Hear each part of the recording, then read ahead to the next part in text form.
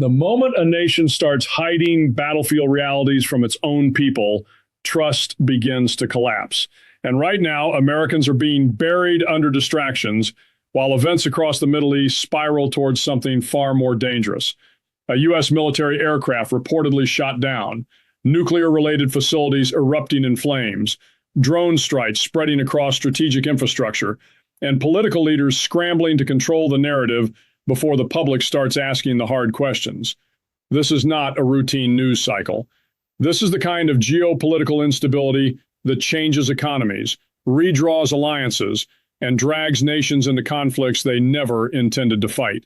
And before this video ends, you're going to understand why the panic inside Washington has less to do with one aircraft falling from the sky and more to do with the terrifying realization that American deterrence is beginning to crack in front of the entire world. Because once enemies believe the United States can be challenged without consequences, the entire global balance shifts.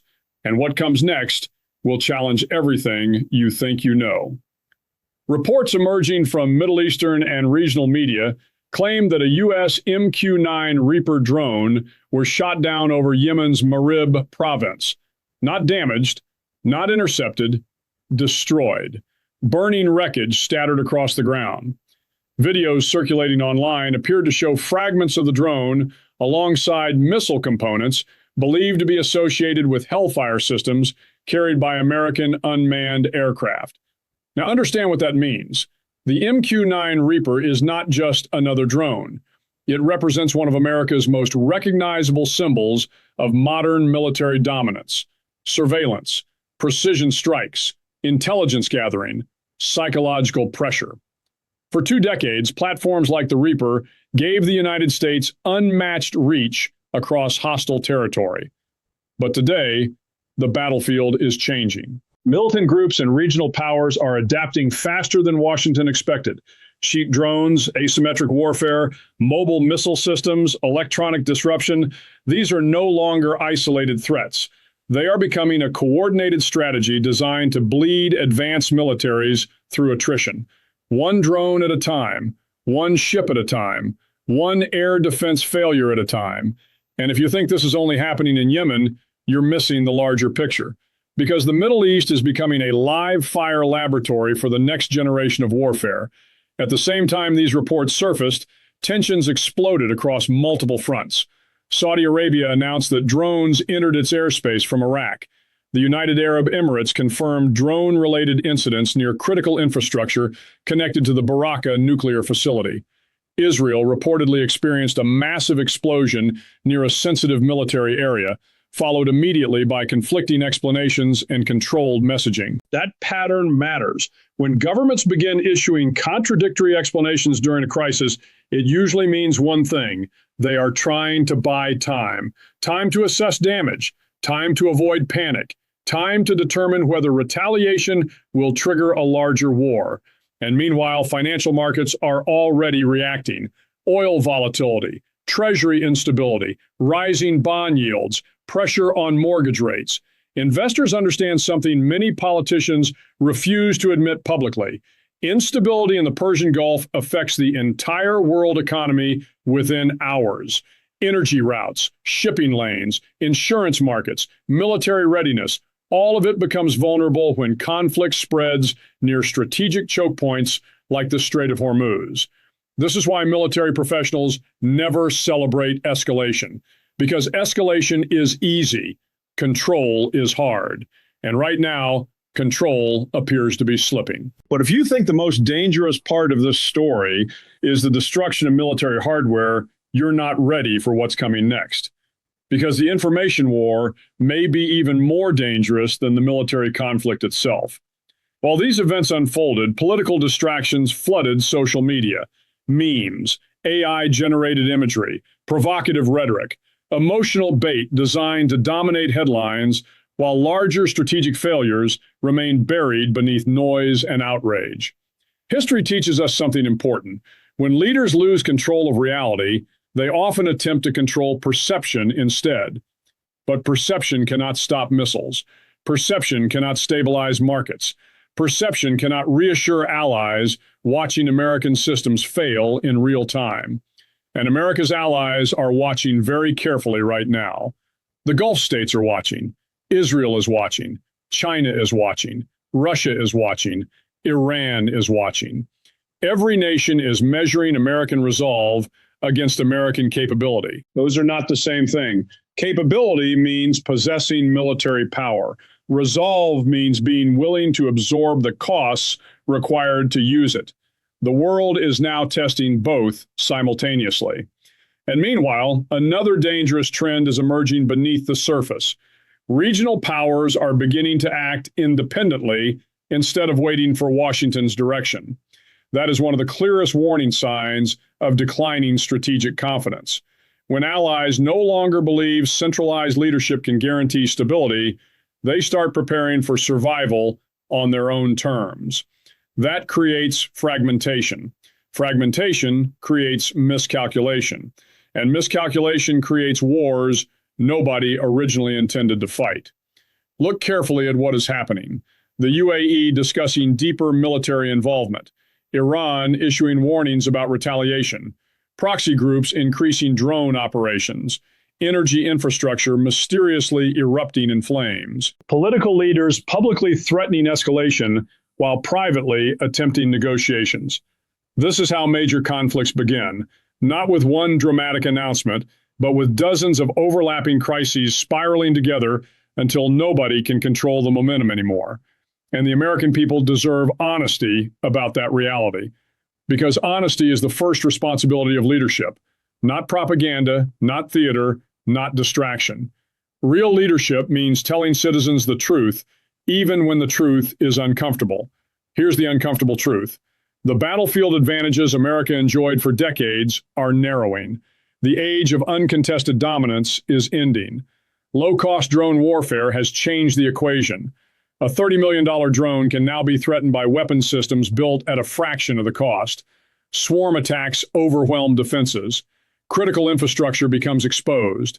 Psychological warfare spreads instantly through social media before governments can even verify what happened. Modern warfare is no longer just about tanks and fighter jets.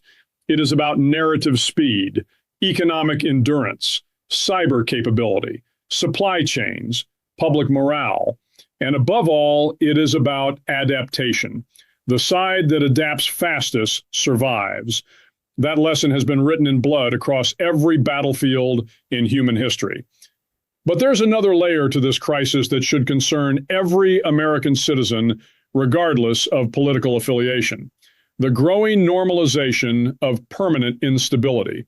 Listen carefully to the rhetoric being used everywhere right now. Every crisis is treated as temporary. Every escalation is described as manageable. Every military incident is framed as isolated. But they are not isolated. They are connected pieces of a larger global transformation. Ukraine, Taiwan tensions, Middle East escalation, energy warfare, cyber operations, economic fragmentation, strategic competition between great powers. These are not separate headlines. They are interconnected pressure points building toward a more unstable world order. And what comes next may determine the balance of power for decades. Because adversaries are studying America's response patterns in real time. They are watching how quickly public attention shifts. They are observing political division. They are analyzing whether the United States can sustain long-term strategic focus without collapsing into internal chaos. That is why discipline matters now more than ever. Nations survive crises through discipline. Armies survive combat through discipline. Leaders survive pressure through discipline. Without discipline, fear takes over. Without discipline, panic spreads. Without discipline, bad decisions multiply. And some of the decisions being discussed behind closed doors right now could reshape the entire region.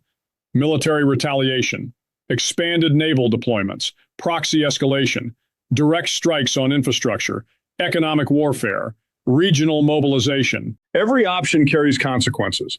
Every consequence creates new risks. And somewhere inside command centers tonight, military officers are running simulations trying to answer one terrifying question. What happens if this escalates beyond containment? Because once critical infrastructure and nuclear-adjacent facilities enter the equation, the margin for error disappears fast. One misidentified radar signal, one unauthorized strike, one political overreaction, one failed interception. That's all it takes.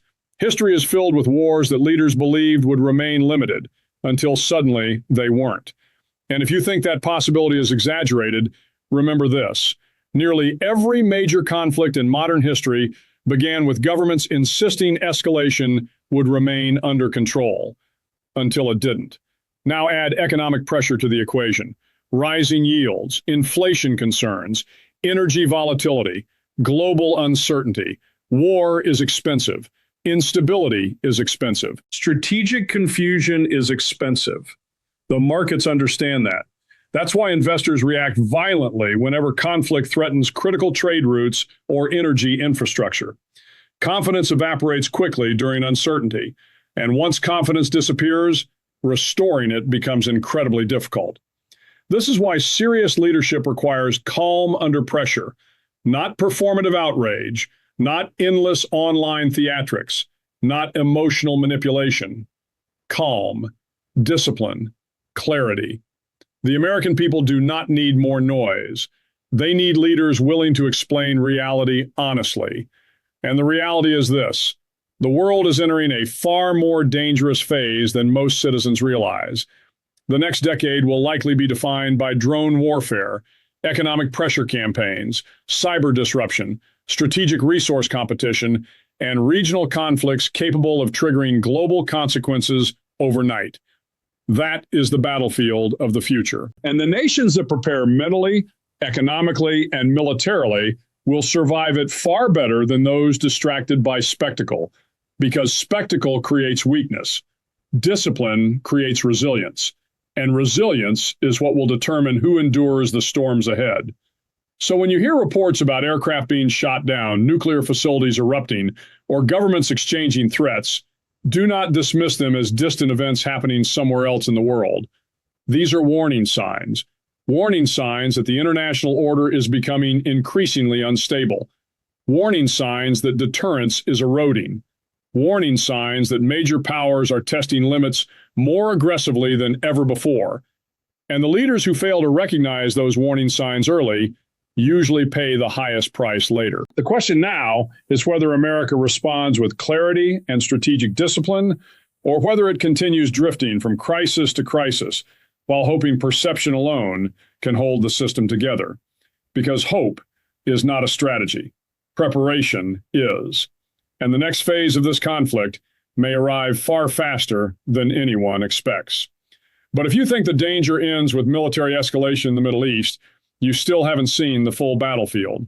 Because the modern battlefield no longer has borders. It stretches from oil terminals to stock exchanges, from drone strikes to social media feeds, from cyber warfare to public psychology. And right now, every one of those fronts is active simultaneously. That is what makes this moment so dangerous. The average citizen sees disconnected headlines, a drone strike here, an explosion there, a political statement somewhere else. But strategic planners understand something deeper is happening beneath the surface, the erosion of predictability itself. For decades, the world operated under certain assumptions. Major powers avoided direct confrontation. Critical energy infrastructure was treated cautiously. Financial markets believed global trade routes would remain protected. Nuclear-adjacent facilities existed under an unspoken threshold most actors were unwilling to cross. Now those assumptions are being tested in real time, and once global assumptions begin collapsing, uncertainty spreads faster than armies ever could. Look carefully at the sequence of events unfolding. Energy facilities erupting in multiple regions, drone warfare becoming normalized, governments issuing contradictory explanations within hours of attacks, financial markets responding with fear, while politicians publicly claim everything remains under control. That gap between public messaging and strategic reality is where panic begins. Because citizens can sense when leaders are hiding uncertainty, and uncertainty is contagious. It spreads through markets, it spreads through governments, it spreads through military alliances, it spreads through populations already exhausted from years of instability. Now add another layer to this crisis: information overload. Modern governments understand they cannot fully suppress information anymore. There are too many cameras, too many independent analysts, too many satellite images, too many leaks, too many open source intelligence communities tracking military movements in real time. So instead of suppressing information completely, many leaders attempt something different: saturation. Flood the public with distractions. Flood the media cycle with emotional outrage. Flood social platforms with noise until citizens lose the ability to distinguish what actually matters. And that strategy works far more often than people realize, because exhausted populations stop analyzing. They start reacting emotionally instead. That is why discipline of mind becomes critical during periods like this. You cannot understand a geopolitical crisis emotionally. You must understand it strategically. Strategic thinking asks different questions. Who benefits from escalation? Who benefits from confusion? Who benefits from instability? Who benefits from fear? And most importantly, who is preparing for a larger confrontation while the public remains distracted? Because someone always is. The terrifying reality of great power competition is that major states prepare for conflict years before the public recognizes it.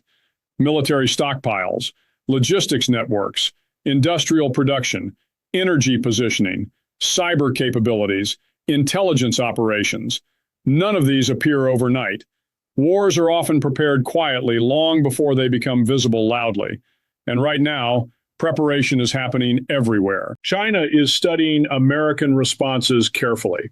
Russia is observing NATO cohesion. Iran is measuring regional resolve. Gulf states are recalculating survival strategies. Israel is monitoring every escalation threshold. European governments are quietly assessing economic vulnerabilities. Nobody trusts stability anymore. That may be the most important truth of all. Trust is the foundation of every international system. Once trust erodes, nations begin operating from fear instead of cooperation, and fear changes decision-making dramatically. Fear accelerates arms races. Fear encourages preemptive action. Fear weakens diplomacy. Fear increases the likelihood of catastrophic mistakes. This is why experienced military leaders always emphasize restraint during moments of chaos, not because they are weak, but because they understand how quickly events can spiral beyond anyone's control. Young leaders often believe aggression demonstrates strength. Experienced leaders understand controlled restraint requires far greater strength, and what comes next may force that distinction into the open. Because economic warning signs are now flashing alongside military ones. Treasury yields climbing, inflation pressure rising, energy markets destabilizing, investor confidence weakening, global shipping risks increasing. People forget that modern economies depend heavily on psychological confidence. Markets are not driven purely by mathematics. They are driven by belief. Belief in stability, belief in institutions, belief in future growth. Once confidence weakens, the entire financial structure becomes fragile. That is why even limited military conflicts can trigger massive economic consequences worldwide. A drone strike near a shipping route affects insurance markets. Insurance market instability affects shipping costs. Shipping costs affect inflation. Inflation affects interest rates. Interest rates affect mortgages, employment, investment, and household survival. This is how distant wars eventually arrive at ordinary people's front doors. And if you think governments fully control these cascading effects, history says otherwise. History is brutally honest about one thing. Nations repeatedly underestimate the consequences of escalation. Every generation believes technology makes war more manageable. Every generation believes communication prevents miscalculation. Every generation believes modern leaders are too rational to repeat historical mistakes. And then history repeats itself anyway. Not because humans lack intelligence, because humans consistently overestimate their control during periods of crisis. Look at the rhetoric spreading now across political systems worldwide. Threats, ultimatums, public bravado, nationalist posturing, leaders projecting confidence while privately scrambling to contain risk. That contradiction matters because governments become most dangerous when they are simultaneously projecting strength and fearing weakness. That is when overreaction happens. And overreaction in a nuclear-capable world carries consequences humanity cannot afford to ignore. Now consider the psychological dimension of what's happening. Citizens across multiple countries are living under constant exposure to crisis, economic anxiety, political division, social distrust, technological disruption, endless outrage cycles. The human nervous system was never designed to process permanent global instability 24 hours a day. Fatigued populations become easier to manipulate. They stop demanding accountability. They stop analyzing evidence carefully. They gravitate toward emotional certainty instead of difficult truth. And authoritarian behavior thrives in environments where fear overwhelms critical thinking.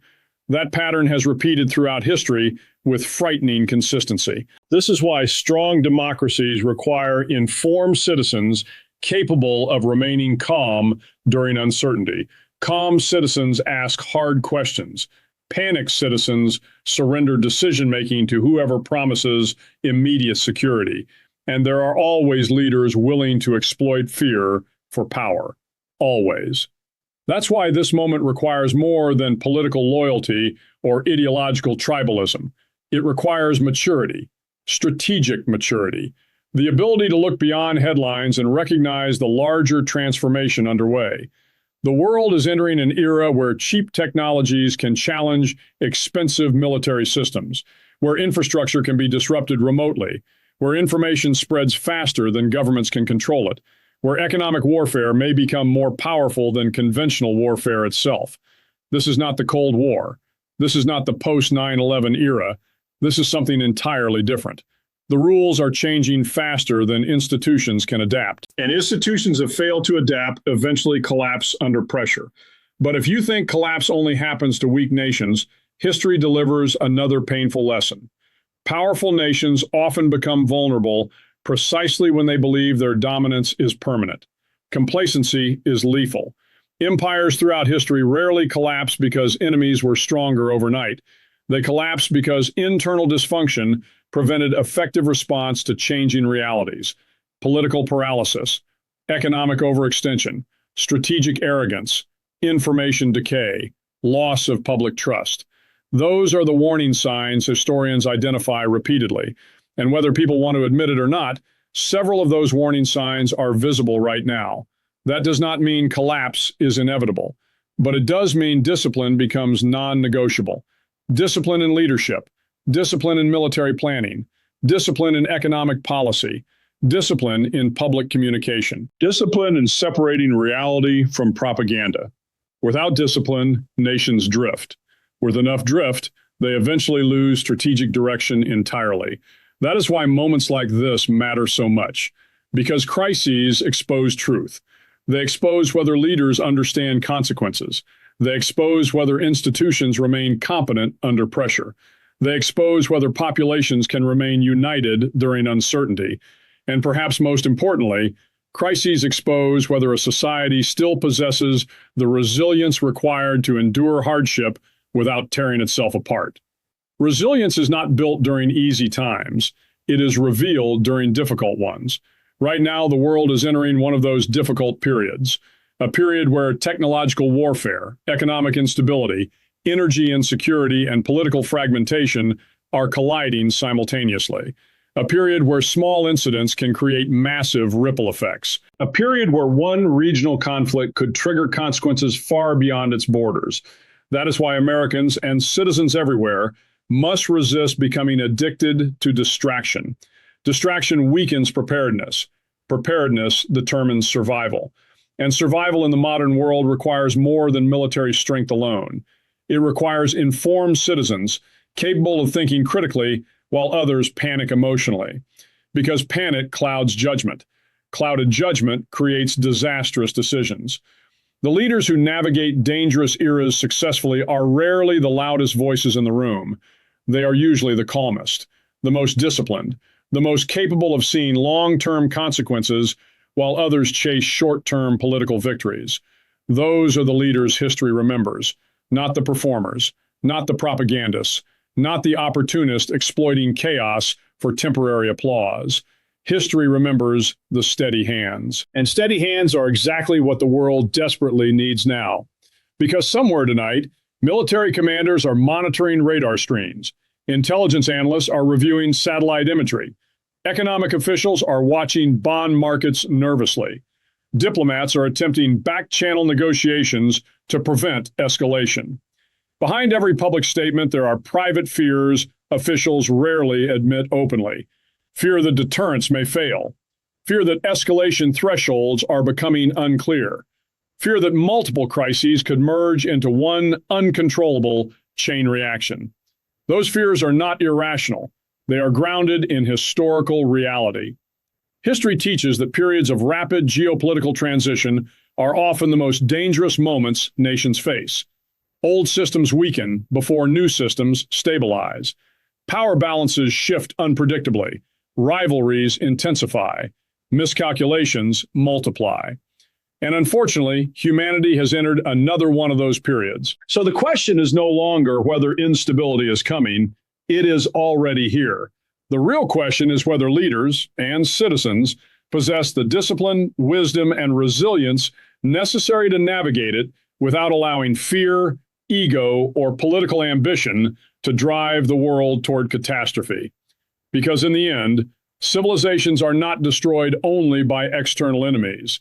They are often destroyed by internal blindness, by arrogance, by division, by distraction during moments that demanded clarity. And clarity is exactly what this moment requires. Not hysteria, not propaganda, not emotional manipulation. Clarity. The clarity to recognize that the world is changing rapidly. The clarity to understand that modern warfare extends far beyond traditional battlefields.